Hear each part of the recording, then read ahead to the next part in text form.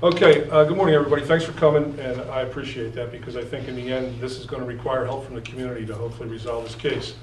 By way of introduction, my name is Neil Harkins. I'm the Chief of Police. I'm sitting with Lieutenant Bob Baldwin, who's our patrol commander, and Lieutenant Wayne Wagner, head of our investigations unit.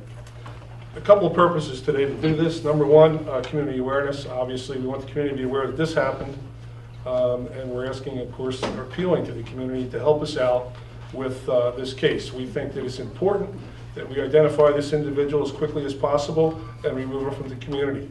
So our hope today is to get the information out that we currently have as of now, and maybe people respond to that information and give us an idea on who this individual may be. I can ask a couple things I have to ask you. Number one is it's important that we be cognizant, all of us be cognizant of the age of this victim, which is 5 years old, and of course the privacy of the victim and the family. Because of the age of the victim, we have to be very patient on extracting information from her. So that's going to take some time. So I can tell you now that at this point, we have some information. We're going to get it out to you today. This is an extremely fluid investigation. Information could change as we move forward, but again, we thought it was important to get this out today, and I know that you guys have a lot of questions that you need to have answered too. So I'm going to begin with the timeline that we currently have so that everybody's clear on this. 16:20, which is 4:20 p.m. yesterday, July 11th, received a call of an abduction in the 100 block of Jennings Drive here in Lancaster Township. The victim's a 5-year-old female. She was missing from outside her home. We know at that point she was outside playing. She was last seen walking towards a wooded area at the rear of her house. Information concerning this was provided to us by her mother, who was also there at the home. An intensive search began. Numerous agencies were involved, including, and this is an interesting point, a number of people from the neighborhood helped us search. Search went on until 1848, 6:48 p.m., July 11th. We were notified by the Lancaster Township Fire Company members that they had found the victim in the 1700 block of Betts Farm Drive, also here in Lancaster Township. Our investigation at that point determined that there were 2 teenage witnesses. They were also residents who were aware of the abduction. They were on their bikes and actually riding around the neighborhood looking for the young girl. They saw a vehicle and a young girl in the vehicle who they thought might be the girl. They began to follow that vehicle around the neighborhood, a number of streets, until the vehicle stopped on Betts Farm Drive and the girl exited the vehicle. The vehicle immediately left. The 2 young men went up and assisted the young girl until the arrival of the fire company, at which point we learned that, in fact, it was her. When she was located, she was calm. She asked for her mother. Her mother came to help her, and she was immediately sent to Lancaster General Hospital for treatment and further evaluation. The information that we have right now, this is the stuff that we wanted to get out today and we think most important, and this is gleaned from the 2 young boys that saw the car and also a little bit of information from the victim. Some of it is vague in nature, but we think that it's important enough to get out. The vehicle is a red, purplish, or maroon, possibly a Chevy product with round taillights. The suspect in the vehicle, who is our abductor, is a male we believe to be white. Again, that's fluid, but at this point we believe to be white, 50 to 70 years old. He's wearing very distinctive clothing. And again, we think that the members of the public, people that live in our neighborhoods, are probably going to be aware of this individual, and putting this clothing out is important. Green shoes, green pants with a red and white striped shirt. He possibly has a disability and may walk with a limp. One other item that we're adding to this today that we're currently working on now, and again, as we speak, there are numerous people out in the field trying to run all these leads down. We believe that after he picked up the victim, he took the victim to buy her ice cream. We know that it was an outdoor ice cream store, that the victim stayed in the car, that the abductor left the car and ordered the ice cream at what she describes as a takeout window near the sidewalk. The next step we have after that is her being found on Betts Farm Drive. So at present, that's the information we have. I know that you'll have some questions. Again, I ask you to be cognizant of the fact the victim is only 5 years old and it's going to require patience to work through it.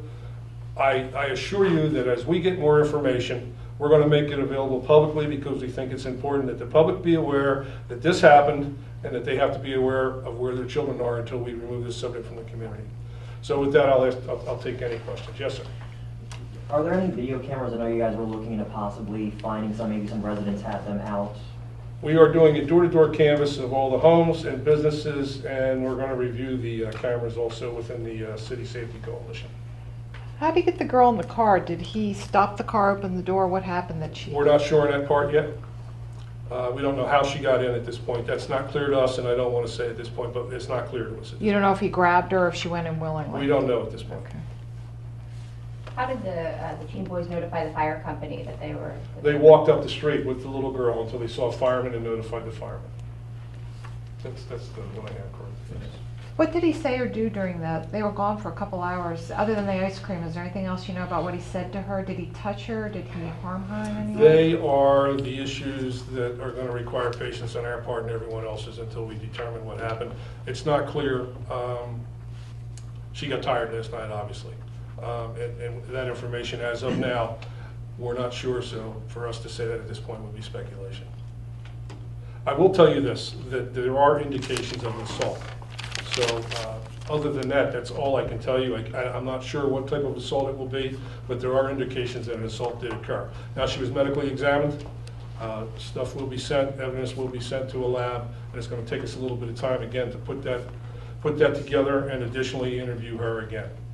When you hear that a young girl may have been taken from her front lawn, you know, is this at all the outcome that you could expect? I'm sure you couldn't be this optimistic, you know, going into something like that. So explain the emotion of... Well, I think any time a child's taken, any crime with a child is an emotional crime for any adult, whether you're a police officer or a member of the public, which is one of the reasons I think that everybody got involved in this last night that lived in the neighborhood. This is very important. It's extremely dangerous. It's something that we are probably more concerned about than a lot of other things that go on, and that's why we're going to put as much effort into this as we can to try to find the individual that committed the crime. What would you say about those two teenagers who you helped out? Wonderful thing, 13 and 14 years old. You know, for them to get involved took courage, and we appreciate the fact, and there's certainly something I think that they should be commended for. Can you give us their IDs? Not at this point.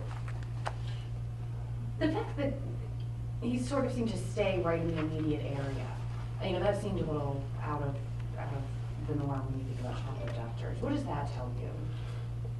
We're not sure about that yet. That would be us speculating on what it tells us, and we don't really want to say. Obviously, we see the concern. The guy was in the area, and he brought her back to the area.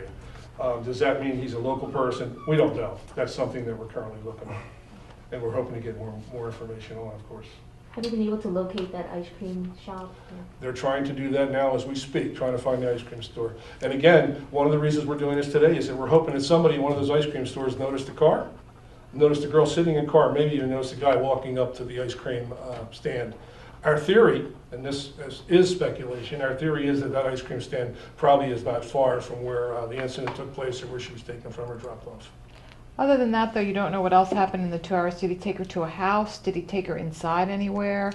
Or was it in the car the whole time? Still don't know.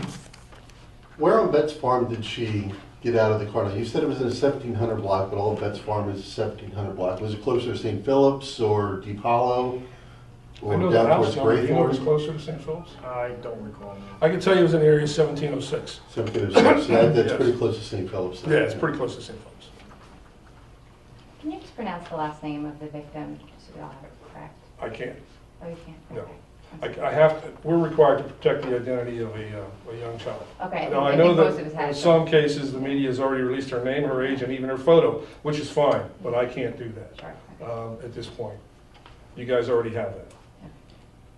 And I'm guessing, are you going back through, you know, kind of the past few months? Have there been other reports of suspicious cars or people? Have you found anything that may be connected to this? Not, are you aware of anything like that? No, I mean, we almost daily get reports of suspicious vehicles, suspicious activity, but nothing along these lines, even though there are previous reports. Did the 2 teenage boys say anything to the man in the car to make him stop? What was the interaction between them and him? I mean, they're kids on bicycles. That I a man don't would. think, Do you I don't know? think there was any interaction. I think what they saw the car and they began to follow the car on the bikes.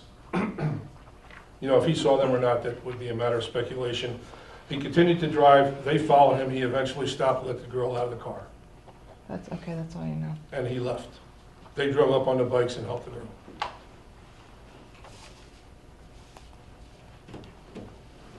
Do you have anybody on Megan's list that fits that description that you're checking?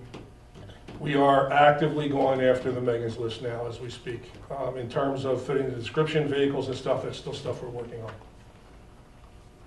The clothes seem pretty distinctive. Do you feel, you seem pretty certain that someone in the area knows this individual. Can you say why? Simply what I was saying earlier, we believe that he picked her up in the neighborhood, he dropped her off in the neighborhood, and it's very possible that he's somewhere in the immediate vicinity, within 5 to 10 miles of that vicinity. So it's our feeling that with that kind of distinctive clothing, possibly somebody knows the clothing, the man, or the vehicle. And we're hoping to get some help and at least point us in the right direction. What advice would you have for parents who live in these neighborhoods? Should they not let their children outside? Should they not be, what should they do? Well, that's a difficult thing to answer. I can tell you this, that it's important that they be aware that this happened and that they monitor their children probably a little more closely than they normally do until this person is taken into custody. But the most important thing is awareness. They have to make a decision as to whether they want to let them out or keep them in the house. But if they're going to let them out, they need to watch until this is over. All right, thanks for coming. I will update everybody as we get more information, and I'm hopeful that won't be too long, so we'll see what happens.